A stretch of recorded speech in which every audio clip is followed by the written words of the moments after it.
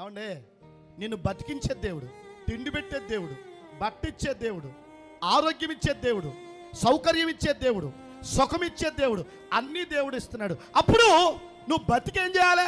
దేవుడికి మహిమకరంగా జీవించాలి. నువ్వు దేవుడికి మహిమకరంగా జీవించడం మానేసి, దేవుడు సంతోషించే పనులు చేయడం మానేసి, ఆయన నొచ్చుకునే పనులు, ఆయన బాధపడే పనులు, చాటులో ఏడ్చే పనులు నువ్వు చేస్తే దేవుడు సహిస్తాడు. దేవుడు అంటే ఆశ ఉన్నవాడు చెడిపోయినోడిని మారుస్తాడు. దేవుడు అంటే ఆశ ఉన్నవాడు పడిపోయినోడిని లేవనెత్తాడు. దేవుడు అంటే ఆశ ఉన్నవాడు ఆత్మీయంగా వెనకబడిపోతున్న వాడిని దేవుని వాక్యంతో రేపుతాడు, మండిస్తాడు. మీ అందరికీ దేవుడు అంటే ఆశ ఉందా? ఉంటే మీ సహోదరులు మండకుండా ఉంటే, మీ సహోదరులు వెనకబడిపోతూ ఉంటే, మీ సహోదరులు బలహీనులైపోతూ ఉంటే, మీ సహోదరులు ప్రార్థన ఆసక్తిని కోల్పోతూ ఉంటే, యోహులాగా దుష్టత్వాన్ని రూపుమాపే ప్రక్రియను చేతబూని యెహోవా కోసం నడుం కట్టుకుని పనిచేస్తారు.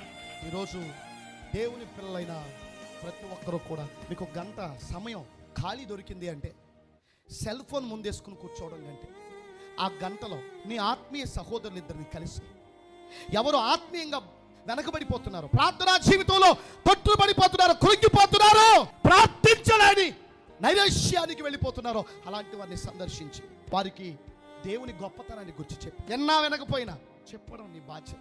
ప్రేమగా చెప్పి వారిని పురికొల్పి ప్రభు సన్నిధానానికి వారిని ప్రోత్సహించగలిగితే, వారిని ఆత్మీయంగా రేపగలిగితే, అది కాదా దేవుని నుండి కోరుకునే దేవుని కార్యాభివృద్ధి యందు ఆసక్తి గల జీవితం?